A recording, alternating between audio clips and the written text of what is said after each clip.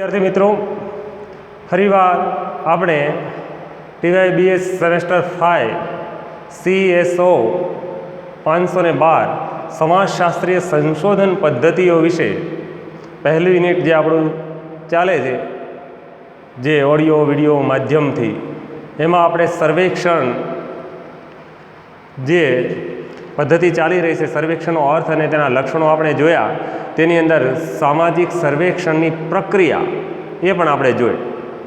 हवे आ पेपर्सनी अंदर सामाजिक सर्वेक्षण प्रक्रियानी अंदर संशोधन प्रश्ननी पसंदगी अने घड़तर विषे आज आपणे टूंकमां आ विडियोनी अंदर चर्चा करवानी छे। जो कि TYBS सेमेस्टर 5 नी अंदर आ CSO 512 जे आ पेपर है ये खूब ज अगत्यनुं खूब ज महत्वनुं अने इम्पोर्टન્ટ पेपर है मित्रों। एटले आपणे आमनी अंदर हजी मात्र 2 पॉइंट्स 2 मुद्दाओनी ज चर्चा करी है, वधु आमनी अंदर आपणे हजी चर्चा करी नहीं। एटले मित्रों बने त्यां सुधी आपणी सामे आपणी पासे जे पुस्तक है ये पुस्तकनो मदद द्वारा पुस्तकना वांचन द्वारा पुस्तकनी अंदर आपेली माहितीना लखवाथी आपणे आनी समग्र लक्षी माहिती प्राप्त थाय छे मित्रों। तो खास घरे बधा मित्रों आनो खूब ज बहोळा प्रमाणमां उपयोग करी वांचन चालू राखे तो आ पेपर्सनी अंदर आपणे 100% सफलता प्राप्त करी शकीए मित्रों। तो आज आपणे आ विडियोना माध्यमथी मात्र संशोधन प्रश्ननी पसंदगी अने घड़तर एना विषे थोड़ीक औपचारिक उपरछली चर्चा करवा जई रह्या छे। एटला माटे आज बोर्ड राख्युं नथी मित्रों, मात्र सामान्य चर्चा करीशुं अने पुस्तक आपनी समक्ष आपणी पासे छे ज तो एमांथी आ बधी बाबतो तमारे वाँची लेवानी होय छे। तो मित्रों आपणे संशोधन प्रश्ननी पसंदगी अने घड़तर ए मुद्दाने आपणे अहींया टूंकमां समजवानो प्रयत्न करवानो छे। तो खास करीने जोईए तो आपणे SYBA नी अंदर सेमेस्टर 3 में संशोधन परिचय जे पेपर आपणे आवतुं ए पेपर आपणे भण्या छे। एनी अंदर संशोधनना सोपानो जे 7 क्रमिक सोपानो छे ए पण आपणे भण्या अने एमांथी आपणे संशोधन पेपर विषे लगभग घणी खरी माहिती आपणे होय छे अथवा छे। परंतु संशोधन करता समये अथवा संशोधन करती वेळाए आपणे कई बाबतोनुं ध्यान राखवुं जोईए। संशोधन प्रश्ननी पसंदगी आपणे अगाऊ जोयुं हतुं के भाई संशोधन प्रश्न अथवा समस्याथी ज शरू थाय छे। એટલા માટે સંશોધન પ્રશ્નની પસંદગી અને ઘડતર કેવી રીતે, ક્યાં, કેમ, શા માટે વગેરે વગેરે જે પ્રશ્નો છે, જે સમસ્યાઓ છે, જે બાબતો છે એના ઘડતર કરવાની પ્રક્રિયા કેવી છે તે આપણે આગળ જોઈ। પરંતુ અહીંયા સંશોધન પ્રશ્નની પસંદગી અને એનું ઘડતર એ જોવાનું છે। આપણે સર્વેક્ષણની પ્રક્રિયા આપણે આગળના વિડીયોઝની અંદર આ મિત્રોએ જોઈ છે, પરંતુ આપણે સંશોધન પ્રશ્નની પસંદગી અને ઘડતરની જે કાંઈ માહિતી છે એનો સંપૂર્ણ परिचय આપણે આ વિડીયોઝની અંદર સામાન્ય રીતે મેળવવાનો પ્રયત્ન કરીએ મિત્રો।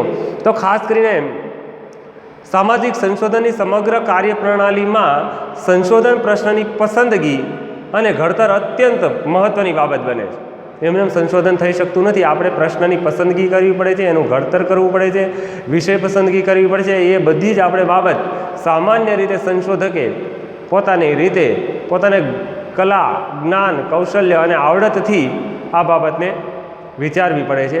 કારણ કે પસંદ કરેલા વિષય તરીકેની સામાજિક ઘટના, પરિસ્થિતિ, પ્રક્રિયા કે પરિવર્તનના સંદર્ભમાં સંશોધકના મનમાં ઉદ્ભવતા શું, શા માટે, કઈ રીતે જેવા જિજ્ઞાસા પ્રેરક પ્રશ્ન અને તેના ઉકેલ કે ઉત્તર મેળવવાની ઝંખનાનો નિર્દેશ કરે છે। આપણે શા માટે સંશોધન કરવાનું છે, શા માટે આ પ્રશ્ન क्या समस्यानी क्या बनावनी माहिती मेळववानी छे, तेना हेतुओ शुं रहेला छे, तेना ध्येयो शुं रहेला छे, शुं संशोधन करवा इच्छीए छीए, शुं मेळववा इच्छीए छीए, शुं प्रतिपादित करवा इच्छीए छीए वगैरे वगैरे जे कांई बाबतो छे ए बधी ज बाबतो संशोधकना मननी अंदर प्रेरक जिज्ञासा वृत्ति जगावता प्रश्नो छे।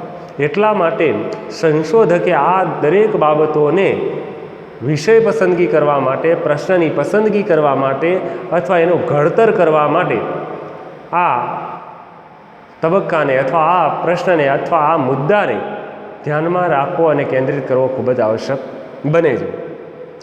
डॉक्टर विमल पी शाह एवुं नोंधे छे કે સંશોધન પ્રશ્નની પસંદગી અને ઘડતરને સંશોધનના આયોજનનો ભાગ કહી શકાય, કારણ કે એમનેમ સંશોધન થઈ શકે નહીં. એટલે વિમલ શાહે એવું નોંધ્યું છે કે સંશોધન પ્રશ્નની પસંદગી અને ઘડતર એ સંશોધન આયોજનનો એક ભાગ છે.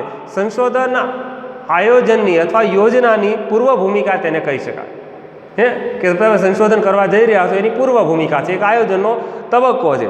કારણ કે આથી જણાશે કે સંશોધન પ્રક્રિયામાં ક્રમમાં સંશોધન વિષયની પસંદગી કર્યા બાદ સંશોધન પ્રશ્નની પસંદગી કરવી અને તેનું ઘડતર કે નિરૂપણ કરવું તે પ્રથમ અને મુખ્ય સવાલ છે કે તમે સંશોધન કરવા જઈ રહ્યા છો તો એ ઘડતરની પ્રક્રિયા પહેલાં અથવા તો સંશોધન કરતાં પહેલાં આ તબક્કામાંથી પસાર થવું પડે છે. એટલે સંશોધન પ્રશ્નની પસંદગી કરવી, એનું ઘડતર કરવું એ અનિવાર્ય તબક્કો છે, એ અનિવાર્ય બાબત છે. ડૉક્ટર વિમલ શાહ એવું નોંધે છે કે આ બાબત આપણે અહીંયા કરવી આવશ્યક અને મહત્ત્વની બની રહે છે. દુબે, સમાજશાસ્ત્રી વિદ્વાન દુબે એવું નોંધે છે તેમ સંશોધન પ્રશ્નની પસંદગી અને તેનું ઘડતર કાળજીપૂર્વક થાય છે તે જરૂરી છે, તેમજ તે રાષ્ટ્ર ઘડતર અને સામાજિક આર્થિક વિકાસના વ્યૂહ સાથે પ્રસ્તુત હોય તે પણ આવશ્યક છે. તમે જે પ્રશ્નનું ઘડતર કરો છો, તમે જે પ્રશ્નની પસંદગી કરો છો તે આયોજનપૂર્વક, વ્યવસ્થિત, તટસ્થ, વિશ્વસનીય, યોગ્ય થાય તે ઈચ્છનીય છે. આ ઉપરાંત જે કાંઈ સંશોધન કરવા જઈ રહ્યા છો તે રાષ્ટ્રના હિતમાં હોય, સમાજના હિતમાં હોય, યોગ્ય હોય, એ પણ એક ખૂબ મહત્ત્વની બાબત અહીં બની રહે છે. તો અહીંયા ડૉક્ટર દુબે અને ડૉક્ટર વિમલ શાહ એ બંનેની સંશોધન પસંદગી અને ઘડતર, સંશોધન પ્રશ્નની પસંદગી અને ઘડતર વિશેની જે વ્યાખ્યાઓ છે એના ઉપરથી એટલી બાબત પ્રતિપાદિત થાય છે કે આપણે સંશોધન પ્રશ્નની પસંદગી અને ઘડતર યથાયોગ્ય રીતે વૈજ્ઞાનિક પદ્ધતિના પાયા ઉપર કરવું ખૂબ જ મહત્ત્વનું છે, કારણ કે તેના ઉપર જ સંશોધન યથાયોગ્ય, તટસ્થ અને હકીકતલક્ષી બને છે. હવે આપણે સંશોધન પ્રશ્ન એટલે શું, આપણે સંશોધન એટલે શું એ જોઈ ગયા છીએ, પરંતુ આપણે અહીંયા એ જોવાનું છે કે સંશોધન પ્રશ્ન એટલે શું. તો અહીંયા સંશોધન પ્રશ્ન સંશોધન માટે કરેલી સામાજિક ઘટનાના સ્વરૂપે કારણો કે પરિણામો કે તેનો અન્ય ઘટના સાથેના સંબંધ અંગે સંશોધકના મનમાં ઉદ્ભવેલા શું, શા માટે, કઈ રીતે જેવા સૈદ્ધાંતિક, વ્યવહારુ પ્રશ્ન અંગે મૂંઝવણો, અનુભવ અને તેનો ઉકેલ કે ઉત્તર મેળવવાની નિર્દેશ કે સંશોધક ઝંખના કરે છે તેને સંશોધન પ્રશ્ન કહેવામાં આવે. ખ્યાલ રાખજો કે આપણે જ્યારે સંશોધન કરવા વિષયની પસંદગી કરે છે, પ્રશ્નની પસંદગી કરે છે, ત્યારે એના મનની અંદર ઘણા બધા પ્રશ્નો થાય છે કે ભાઈ શા માટે, શું, કેમ, ક્યારે. આ જે કાંઈ બાબતો છે એ આપણા સંશોધકના મનની અંદર જે કાંઈ મૂંઝવણો છે એ મૂંઝવણોના જવાબો મેળવવા માટે, ઉત્તરો મેળવવા માટે સંશોધક જે ઝંખના સેવે છે, જે જિજ્ઞાસા સેવે છે તે આ સંશોધન પ્રશ્ન તરીકે ઓળખાવી શકાય અથવા તેનો નિર્દેશ કરે છે. આવા ઉકેલ કે ઉત્તર માંગી લેતા પ્રશ્નને લગતા વિધાનને સંશોધન પ્રશ્ન કહેવાય.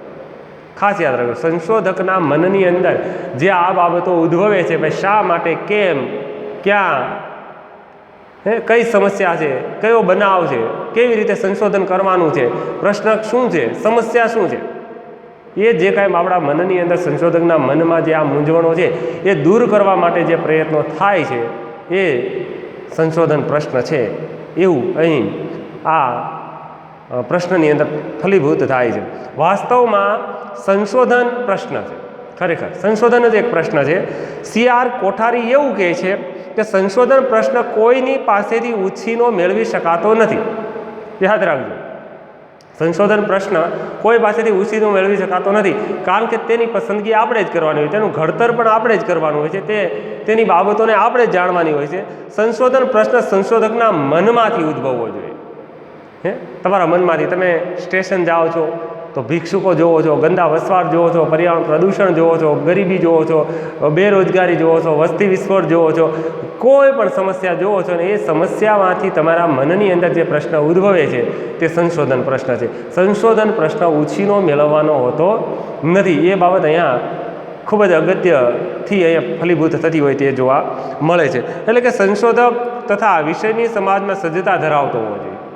સંશોધક છે વિષય પ્રત્યે અભિરુચિ ધરાવતો હોય, સજ્જતા ધરાવતો હોય અને સમાજની વાસ્તવિકતાને તાર્કિકતાથી સમજી શકતો હોવો જોઈએ. ભાઈ સમાજમાં ખરેખર આ વાસ્તવિક દ્રષ્ટિએ આ જ બાબત સત્ય છે કે જોઈ આત્મલક્ષી વસ્તુલક્ષી રીતે તે બાબતોને સમજતો હોવો જોઈએ. સંશોધક પાસે આ પ્રકારની કલા, કૌશલ્ય, જ્ઞાન અને આવડત હોવી જોઈએ. તો ખાસ કરીને સામાજિક ઘટના અંગે સંશોધન કરવા યોગ્ય મૂળ પ્રશ્ન શું છે તે સમજી શકે તેવા સંશોધન પ્રશ્નની પસંદગી કરી શકે.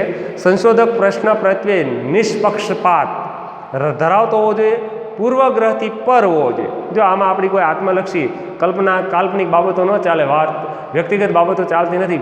સંશોધક આ રીતે સંપૂર્ણપણે નિપુણ હોવો જોઈએ, નિષ્પક્ષ હોવો જોઈએ.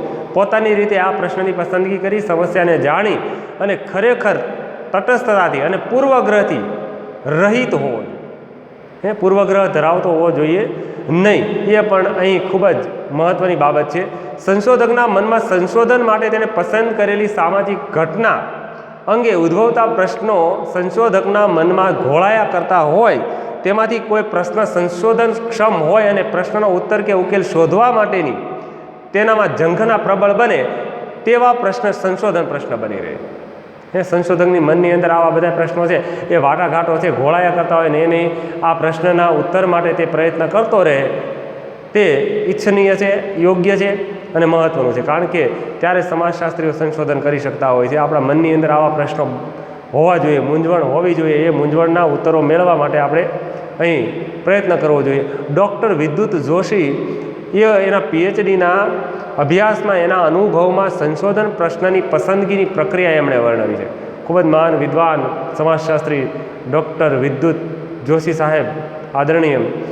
તો ખૂબ જ એને મહત્ત્વની બાબત એમના સંશોધનના પીએચડીના થીસીસની અંદર આપણી સમક્ષ મૂકેલી છે.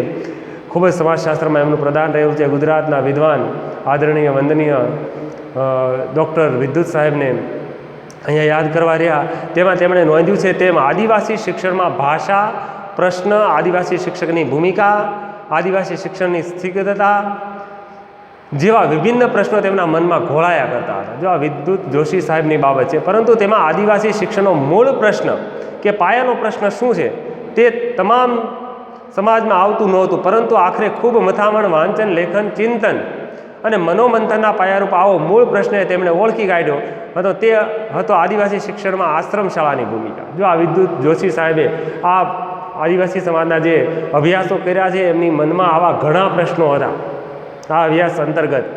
પછી એમને અંતે આ પ્રશ્નની સમસ્યા, આ સમસ્યા છે એનું નિરાકરણ મળ્યું કે ભાઈ આદિવાસી સમાજની અંદર આશ્રમ શાળાની ભૂમિકા શું છે. આ બાબત એમણે એમના સંશોધન, એમના પીએચડીના શોધ નિબંધની અંદર એમણે પ્રસ્તુત કરી છે. તો આ રીતે સંશોધકની અંદર જે કાંઈ મુખ્ય બાબત છે એ આપણે મેળવવાનો પ્રયત્ન કરવો જોઈએ. તેનાથી આપણા પ્રશ્ન પસંદગી અને તેનું ઘડતર થાય છે. આપણા મનની અંદર સંશોધન પ્રત્યેના જે કાંઈ પ્રશ્નો છે, મૂંઝવણો છે, આપણા મનની અંદર ઘોળાતી હોય ને એના આપણે ઉત્તરો મેળવવાનો જ્યારે પ્રયત્ન કરીએ છીએ ત્યારે ખરેખર વાસ્તવિક અને તટસ્થ સંશોધન થવા જઈ રહ્યું છે. તે બાબત અહીંયા ફલીભૂત થતી હોય એવું જોવા મળે છે. હવે આપણે એનો પોઈન્ટ બીજો જોઈએ કે સંશોધન પ્રશ્નની પસંદગી. સંશોધન પ્રશ્નની પસંદગી, સંશોધન કરવા માટે કયો પ્રશ્ન, કઈ સમસ્યાની પસંદગી કરવી, એની અંદર જસપાલ સિંઘ એવું નોંધે છે સંશોધન પ્રશ્નની પસંદગી પાછળ સંશોધકની અંદર રહેલું કોઈને કોઈ પ્રેરણા તત્વ કામ કરતું હોય છે અથવા બહારનું કોઈ પ્રેરક બળ કામ કરતું હોય. એ સંશોધક ઉપર એ આધારિત છે. એટલે મારે જસપાલ સિંઘ એવું નોંધે છે કે સંશોધકની અંદર પ્રેરણા બળ, પ્રેરક બળ કામ કરતું હોય અંદર, અથવા તો એને બહારના કોઈ પ્રેરકોથી એ પ્રભાવિત થયેલા હોય ત્યારે સંશોધકની અંદર આ પ્રશ્નની પસંદગી થાય. સમાજશાસ્ત્રીઓના મનની અંદર સમાજશાસ્ત્રીય દ્રષ્ટિથી જોવે છે સમાજમાં, ત્યારે એમને આ સંશોધન કરવાની પ્રેરણા મળતી હોય છે, પ્રેરક બળ પૂરું પડતું હોય છે. સમાજની ઘટનાઓ છે, પ્રેરક બળો છે કે બનાવો છે કે કોઈ સમસ્યાઓ છે એ તેઓની નજરે દ્રષ્ટિગોચર થાય છે ત્યારે તેમાંથી આ પ્રશ્ન ઉદ્ભવતો હોય અને તેમાંથી આ પ્રશ્નની પસંદગી કરતા હોય એ બાબત અહીંયા જોવા મળે છે. કારણ કે આપણે આગળ જોયું કે ભાઈ પ્રશ્ન ઉછીનો લેવા જવો પડતો નથી અથવા ઉછીનો લેવાનો હોતો નથી. એ આપણા મનની અંદરથી સ્ફૂર્તિ આવવું જોઈએ. તો સામાન્ય રીતે આ બળ એમાં કામ કરતું હોય.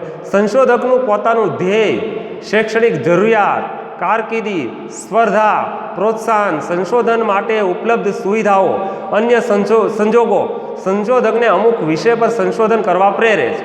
જો આ બધી બાબતો છે એ આ બધી રુચિ, અભિરુચિ, જ્ઞાન, કલા, કૌશલ્ય, આ બધી બાબત સંશોધકને આ અભ્યાસ કરવા, આ સંશોધન કરવા પ્રેરણા પૂરી પાડે છે. દરેક યુગ અને દરેક દેશની તેની પોતાની સંશોધનને લગતી જરૂરિયાતો હોય. એ કોઈ પણ દેશ હોય, વિશ્વના વિકાસશીલ દેશ હોય, વિકસિત દેશ હોય, અલ્પ વિકસિત દેશ હોય, આ ક્ષેત્રની અંદર પોતાને સંશોધન કરવાની અનિવાર્યતા અથવા આવશ્યકતા પૂરી પાડતો હોય. કારણ કે પ્રશ્ન તો સંબંધિત લોકોની જરૂરિયાતો, સંશોધન વિષયના મુદ્દાની લોકપ્રિયતા, સંશોધનના પ્રયોજકોના હિતો તેમજ કારણો સંશોધન પ્રશ્નની પસંદગી કરવા પાછળ કામ કરતા હોય. એ સમાજની અંદર શેની જરૂરિયાત છે, શા માટે કરવું જોઈએ, એનાથી શું પરિણામો મળશે, શું સફળતા મળશે, કઈ સમસ્યાઓને હલ કરી શકશું, સમાજમાં લોકોને કેટલી જરૂરિયાત છે અને આ સંશોધન, આ પ્રશ્નના અભ્યાસથી કેવા તારણો મળી આવશે જેના થકી આ સમસ્યા કે આ પ્રશ્નને આપણે હલ કરી શકશું. આ બધી જ બાબતો આ સંશોધન પ્રશ્નની પસંદગી અને ઘડતરની પ્રક્રિયા સાથે વ્યવસ્થિતપણે ગોઠવાયેલી હોય તેવું પ્રત્યક્ષ કે પરોક્ષ રીતે અહીંયા જોવા મળતું હોય છે. તો સામાન્ય રીતે સંશોધક પોતે સંશોધન પ્રશ્નની પસંદગી કરવા માટે સ્વાતંત્ર્ય ભોગવતો હોય, પોતાની રીતે વ્યક્તિગત રીતે આ બધી બાબતો તે પોતાની રીતે પસંદ કરી શકતો હોય, ડિસાઇડ કરી શકતો હોય છે. કારણ કે સમાજની અંદર પોતાની દ્રષ્ટિથી, સમાજશાસ્ત્રીય દ્રષ્ટિથી અવલોકન કરી, નિરીક્ષણ કરી અને સંશોધન પ્રશ્નની પસંદગી અને એનું ઘડતર કરવા માટે સંશોધક પોતે સ્વતંત્રતા અનુભવે છે. સંશોધન કાર્યમાં સફળતાપૂર્વક પૂરું થઈ શકે તે માટે સંશોધન પ્રશ્નની પસંદગી કરવી જરૂરી છે. કારણ કે તે પ્રશ્ન વગર કે પસંદગી વગર સંશોધન આગળ વધી શકતું નથી. સંશોધન પ્રોજેક્ટના પ્રયોજકોના તેમના હેતુ, ધ્યેયો, સંશોધનની કાર્યપ્રણાલીની વિગતો નક્કી કરતા હોય તેવા સંજોગોમાં તેઓ સંશોધનની કાર્યપ્રણાલીમાં હસ્તક્ષેપ કરી શકતા હોય છે. જો આ રીતે આમાં બધી બાબતો પુસ્તકની અંદર તમારી સમક્ષ આપેલી હોય છે. અહીં કહેવાનું એ તાત્પર્ય છે કે સંશોધન વિષયની પસંદગી, સંશોધનની પ્રયુક્તિઓ તેમજ સંશોધનના તારણો ઉપર પ્રયોજકના હિતોની અસર પડવાની સંભાવના રહેલી છે. આ રીતે સંશોધકે આ બધી બાબતો પૂર્વ આયોજન, તબક્કાવાર પોતાની રીતે નક્કી કરેલી હોય છે. આપણે આગળ જે જોયું હતું કે ભાઈ સંશોધનના સોપાનોની અંદર જે કાંઈ બાબતો ક્રમશ જે છે તબક્કાઓ છે, પસંદગી છે, યોજના છે, ઘડતર છે, ઉપકલ્પના છે, માહિતી એકત્રીકરણ છે, વર્ગીકરણ છે, તારણો, જે કાંઈ અહેવાલ છે ત્યાં સુધીની જે કાંઈ બાબતો છે એની કાળજીપૂર્વકની ગોઠવણી સંશોધકે પહેલેથી કરવાની હોય છે. અને એ જ રીતે સંશોધન પ્રશ્ન અને પસંદગીનું ઘડતર અહીંયા થતું હોય છે. કારણ કે એમાં જ એમના હિતો અને ધ્યેયો આ દરેક બાબતો અહીંયા સમાવિષ્ટ થયેલી હોય છે. તો આ રીતે સંશોધન પ્રશ્નની પસંદગી અહીં સંશોધકે પોતાની રીતે કલા, કૌશલ્ય, જ્ઞાન અને કોઠા સૂઝથી કરવાની આવશ્યકતા રહેલી હોય છે.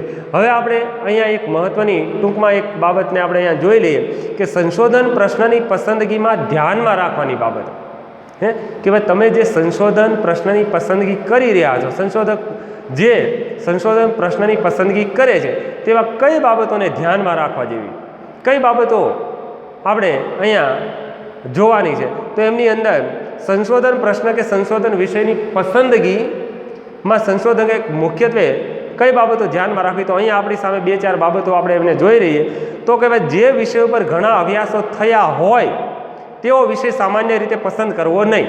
જો ખાસ યાદ રાખજો કે ભાઈ દાખલા તરીકે જ્ઞાતિ ઉપર, ગામડા ઉપર, નગર ઉપર ઉદાહરણ છે, જેમની ઉપર વધારેમાં વધારે સંશોધનો થયા છે, વધારેમાં વધારે લોકોએ એની ઉપર સર્વેક્ષણો કર્યા છે, તો એવો વિષય સામાન્ય વિષય પસંદ કરવો નહીં. કારણ કે આવા વિષયો પર નવો પ્રકાશ પાડવાનું કામ નવા સંશોધક માટે મુશ્કેલ બને, કારણ કે એના તો અભ્યાસ થઈ ચૂક્યા છે. એટલા માટે સંશોધન પ્રશ્નની પસંદગી કરવા માટે કોઈ નવો મુદ્દો, નવો ટોપિક, નવો વિષય, નવી સમસ્યાને પસંદ કરવી, પહેલાં જે કાંઈ થઈ ગયેલા અભ્યાસો છે તેને આપણે અહીંયા પસંદ કરવા નહીં. તે સંશોધન પ્રશ્ન અને પસંદગીનો આ પહેલી યાદ રાખવા જેવી બાબત છે. ત્યારબાદ જો સરેરાશ સંશોધકે વિવાદાસ્પદ વિષયની પસંદગી કરવી જોઈએ નહીં.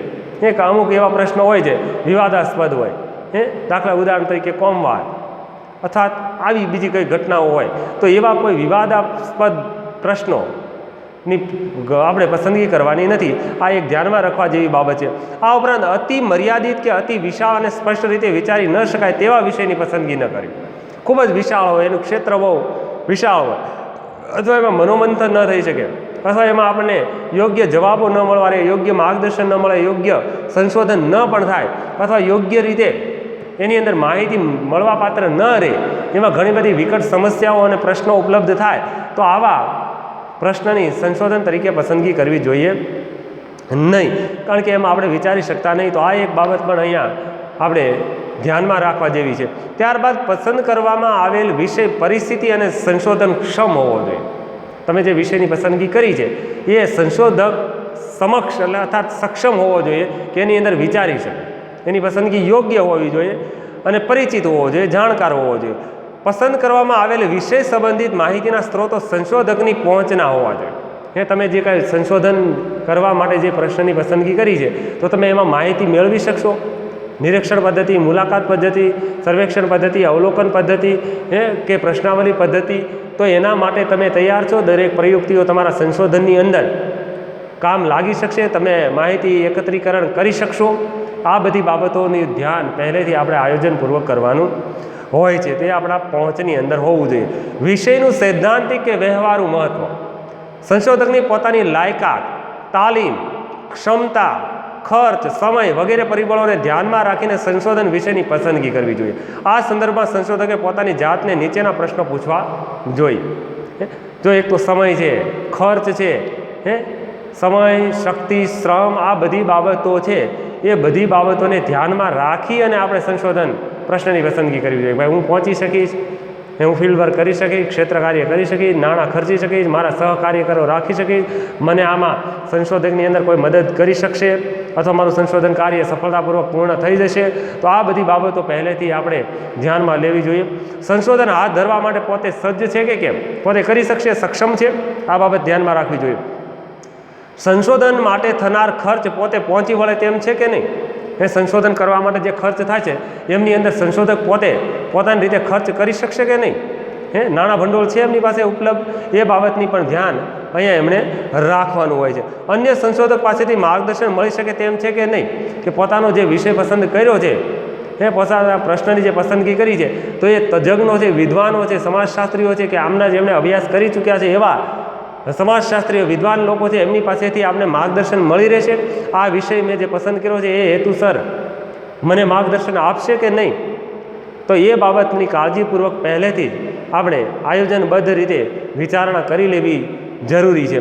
તો આ પ્રશ્નોના હકારાત્મક ઉત્તરો મળતા હોય તો તેવા વિષયની પસંદગી કરવી. જો આ બધી આપણે જે ચર્ચા કરી એ બધી જ બાબતોના હકારાત્મક ઉત્તરો મળતા હોય તો સંશોધક આગળ આ પ્રશ્નની પસંદગી કરી શકે. કારણ કે આપણે આ પ્રશ્નની પસંદગી કરવા માટે પહેલેથી સજ્જ બનવું પડે, કારણ કે આ બધી બાબતો આપણે પહેલેથી જોવી પડે છે, તો જ આપણે આ પ્રશ્ન કે સમસ્યા છે એને આપણે આગળ તપાસી શકીએ છીએ. ત્યારબાદ એની અંદર ત્રીજો પોઈન્ટ છે સંશોધન પ્રશ્નનું ઘડતર. એ સંશોધન પ્રશ્નનું ઘડતર કેવી રીતે કરવું, એક પોઈન્ટ્સ આપેલો છે. તો સંશોધન પ્રશ્નનું ઘડતર એટલે સંશોધન વિષયને અનુલક્ષીને પ્રશ્નરૂપ વિધાનની રચના કરવી. પ્રશ્નરૂપ વિધાન, પ્રશ્નરૂપ વિધાન હોવું જોઈએ, કોઈ સમસ્યા હોવી જોઈએ. તો આ એનો મુખ્ય પોઈન્ટ છે કે જે સામાજિક ઘટનાનો અભ્યાસ કરવાનો હોય તે ઘટના સંબંધી શું, શા માટે, કઈ રીતે જેવા પ્રશ્ન સંબંધી વિધાનનું નિરૂપણ કરવું, એટલે સંશોધન પ્રશ્નનું કાળજીપૂર્વક વિગતવાર વિવરણ આપવું, તેને સંશોધન પ્રશ્નનું ઘડતર કહેવાય. ખાસ યાદ રાખજો, આ બાબત અહીંયા મહત્ત્વની સાબિત થાય છે. સંશોધન પ્રશ્નનું ઘડતર, કેવી રીતે પ્રશ્ન બનવો, શા માટે, કઈ રીતે, કેમ, તો એ પ્રકારનો પ્રશ્નરૂપ વિધાન થવું જોઈએ. ભારતીય સમાજની અંદર બેરોજગારી શા માટે, વસ્તી વધારો શા માટે, ભિક્ષાવૃત્તિ શા માટે છે, ગંદા વસવાટોનું ક્ષેત્ર દિન પ્રતિદિન શા માટે વધતું જાય છે, તો આ બધી બાબતો આપણે અહીંયા સંશોધન પ્રશ્નનું ઘડતર એમાં ધ્યાનમાં લેવા જેવી બાબત છે. એમની અંદર ઘણા બધા ઉદાહરણો પણ આપેલા છે, તો આપ મિત્રો સૌ આ બાબત પુસ્તકની અંદર વાંચજો તો ખ્યાલ આવશે, કારણ કે આપણે આ વિડીયોના માધ્યમથી એને બહુ વિગતવાર સમજાવી શકતા નથી. એટલે અહીંયા જે કાંઈ પ્રશ્ન છે એ પ્રશ્નરૂપ વિધાન સંશોધન પ્રશ્નનું ઘડતર પ્રશ્નરૂપ વિધાનથી થવું જોઈએ તે બાબત અહીંયા નોંધમાં લેવા જેવી છે. ત્યારબાદ સંશોધન પ્રશ્નના ઘડતરની આવશ્યકતા શા માટે પ્રશ્નના ઘડતરની આવશ્યકતા છે? તો CR કોઠારી એવું લખે છે કે સંશોધન પ્રશ્નના ઘડતરની આવશ્યકતા દર્શાવતા એવી એ બાબત સમજાવે છે તેમ સંશોધન પ્રશ્નને લગતું વિધાન અર્થપૂર્ણ, ચોકસાઈપૂર્ણ અને સ્પષ્ટ હોવું જોઈએ.